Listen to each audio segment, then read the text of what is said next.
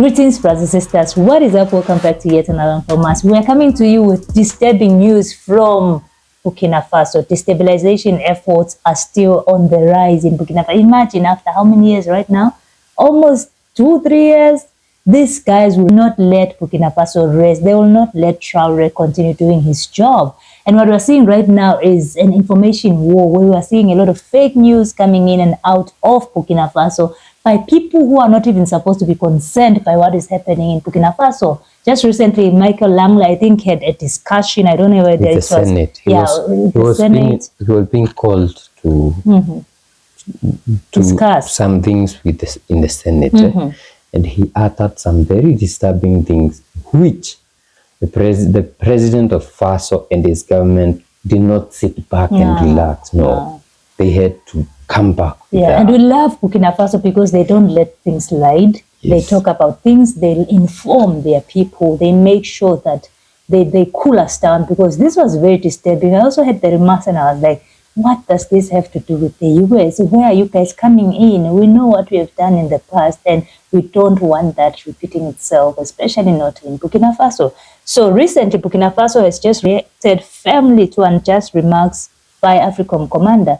The Ministry of Foreign Affairs, Regional Cooperation and Burkinabe Abroad expressed its strong protest following the remarks made by General Michael Langley, commander of AFRICOM, during a hearing in the US Senate on April 3, 2025.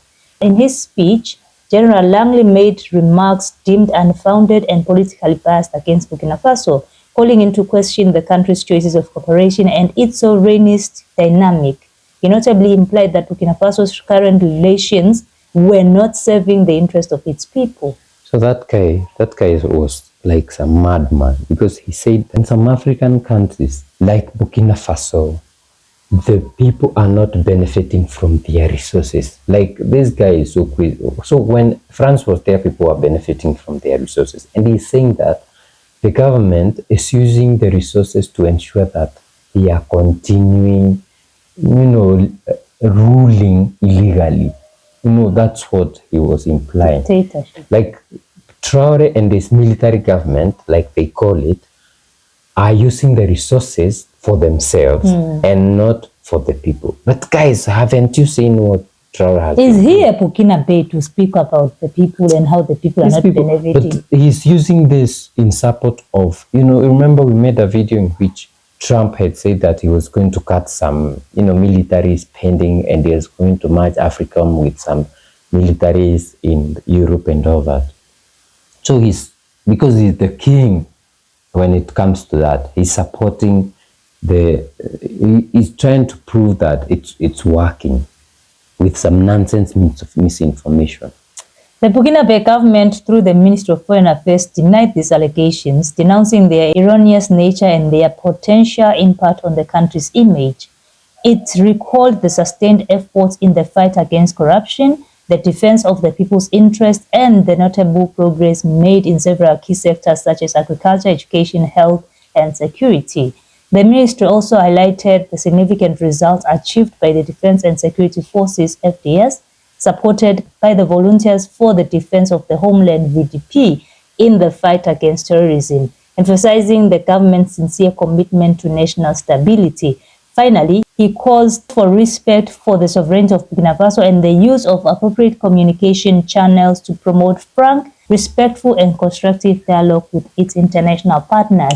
I don't even understand why the Burkina Bay government felt the need to respond to these nonsensical allegations by the US and Michael Langley and whoever else is involved. Because why do you want to involve yourself in affairs, affairs of a country that is very much independent, respect the territorial boundaries? Sovereignty. The people are not complaining. Is any of the Burkina Faso complaining about this? Have they even reached out to you to help them? And I don't get how Africans usually reach out to the US, hey, help us, we are struggling in our country. None of the Burkina Faso has reached out to anybody to say, save us from Traore. Actually, what they want is Traore to rule for the rest of his life, because this is the guy that they see saving their country from France, US, and all these other nonsensical organizations like you know which one, who are trying to exploit and not even benefit the country. Now they are saying these people are not benefiting from their resources, the people are not.